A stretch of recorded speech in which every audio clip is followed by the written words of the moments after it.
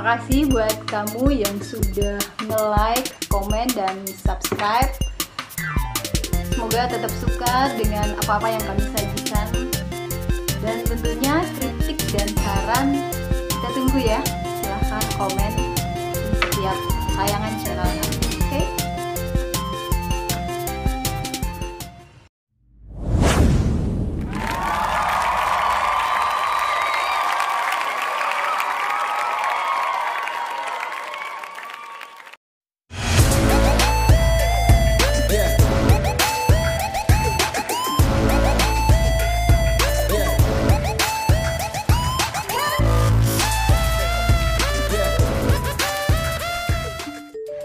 Jumpa lagi. Kali ini aku akan menceritakan sebuah kisah yang ditulis oleh Ulf Sanita dengan judul Rekayasa Hati. Masih diangkat dari Cahaya di Balik Kabut, antologi yang bercerita yang berisikan tentang kisah-kisah rumah tangga serta problema yang terjadi di dalamnya. Dan Rekayasa Hati ini yang ditulis oleh Mbak Ulf Sanita itu menceritakan tentang seorang perempuan, seorang istri yang memilih kebahagiaan dengan caranya sendiri. Oke, tapi sebelumnya aku mau ingatin lagi kalau kamu punya video yang berisi tentang menceritakan buku yang bercerita tentang isi sebuah buku ataupun kisah, baik itu tulisan kamu ataupun tulisan orang lain, silahkan kirim ke kami dan komen ya. Nanti video kamu akan kita tayangkan melalui channel ini, oke? Baik, Rekayasa Hati oleh Ulf Sanita. Lepaskan aku, Mas. Aku nggak mau lepas. Sekuat tenaga aku mencoba melepaskan cengkraman lengan tangan kanan Mas Tio pada lengan kiriku. Terasa sakit sekali.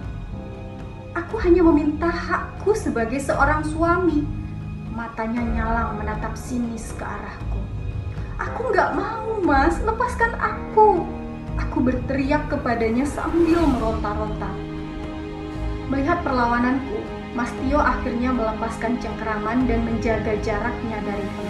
Sorot matanya tergambar jelas penuh amarah, disertai ekspresi yang menyeramkan. Tangannya mengepal dengan napas yang tersengal.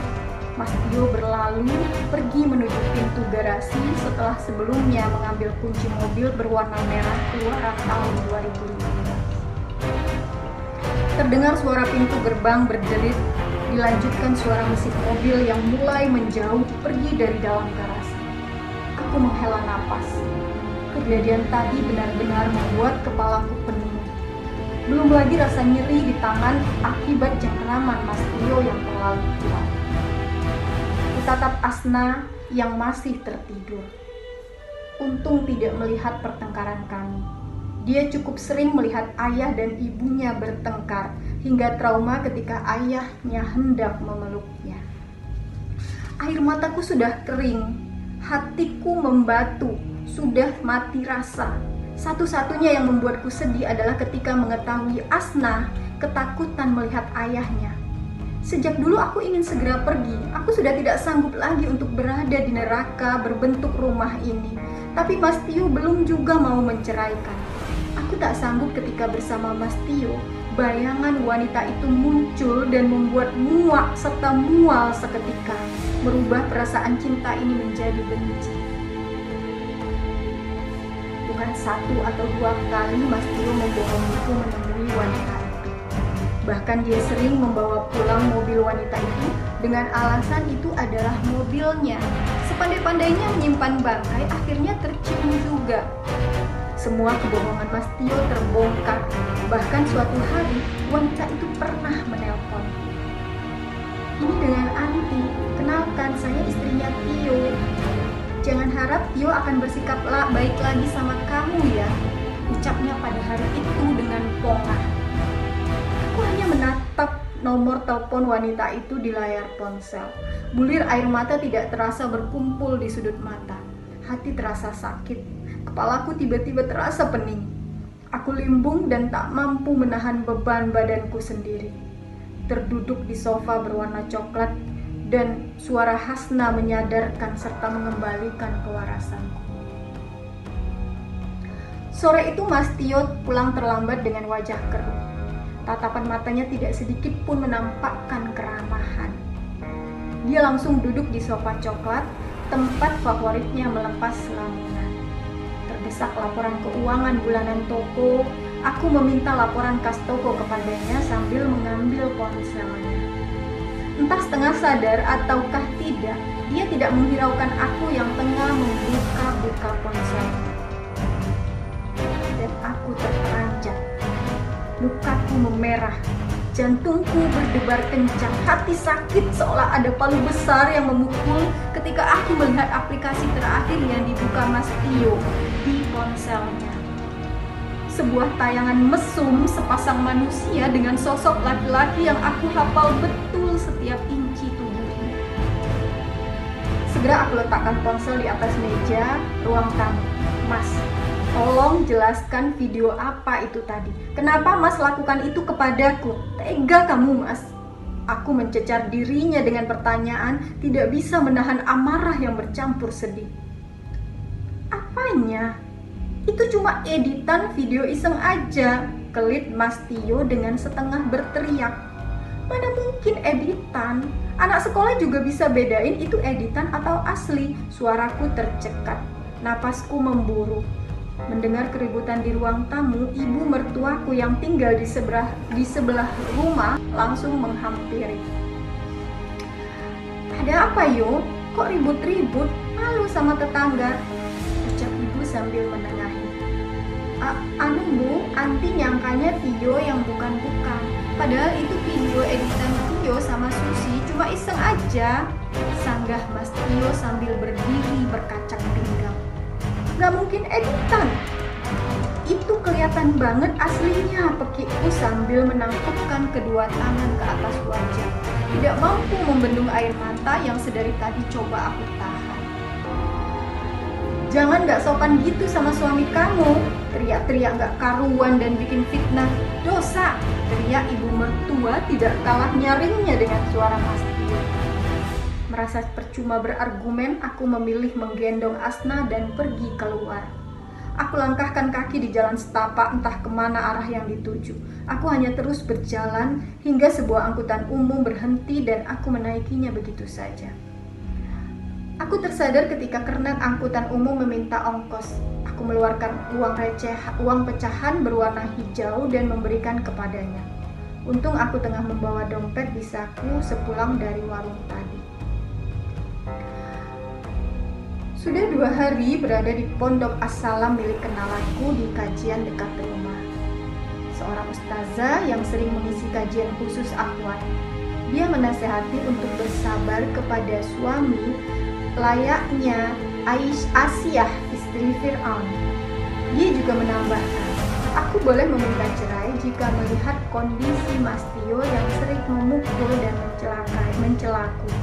Tidak jarang itu dilakukan di depan si kecil. Begitupun dengan kondisi Mas Tio yang fasik, masih saja sulit melakukan sholat di rumah. Hari ini aku memutuskan untuk kembali ke rumah karena teringat surat-surat penting yang kutinggalkan dan emas perhiasan milik si kecil yang berada di dalam lemari. Aku takut Mas Tio mengambilnya, perhiasan hasil menabungku selama berbisnis kain tenun. Aku berpamitan pada Umi Balkis dan menuju terminal. Hampir 5 jam aku berada di dalam bis menyusuri jalanan Bogor, Bandung. Akhirnya aku sampai di halaman rumah. Mas Tio tengah menonton TV dan ibu di pintu dapur ketika aku memasuki rumah melalui pintu depan. Bukan sapaan yang aku dapatkan, tetapi cemoohan. Mas Tio berdiri dan menghampiriku. Dia menoyor kepalaku. Dasar istri tidak tahu diri, ucapnya. Pergi nggak bilang-bilang, decak Mas Tio sambil berlalu.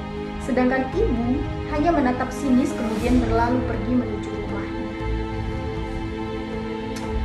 Mas, aku mau bicara, aku memanggil Mas Tio sambil mendaratkan bokongku di atas sofa coklat.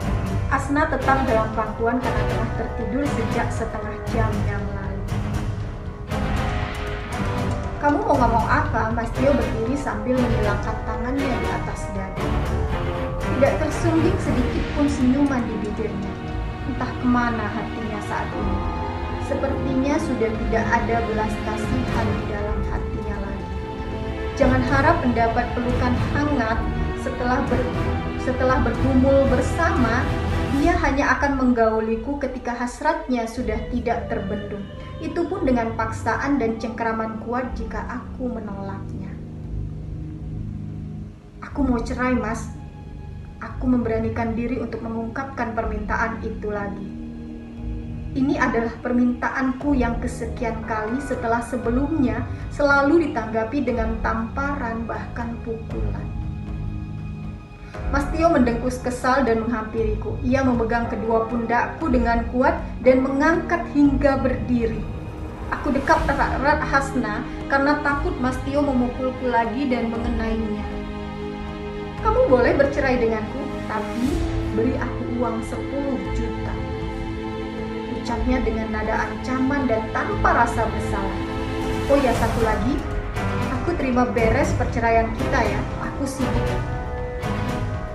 Ada bahagia menyeruak di hati, meski aku harus berpikir keras untuk mencari uang sebanyak itu. Maafkan aku ya Allah, semoga Engkau meridhoi pilihanku. Asna, anakku yang telah menginjak usia 3 tahun, butuh sosok ayah yang teladan. Terima kasih buat kamu yang sudah nge-like dan komen serta subscribe di channel kami ini. Terus saksikan tayangan-tayangan yang lain yang tentunya kami akan mencoba menyajikan yang terbaik untuk kalian semua. Oke? Terima kasih. Sorry, it's DJ.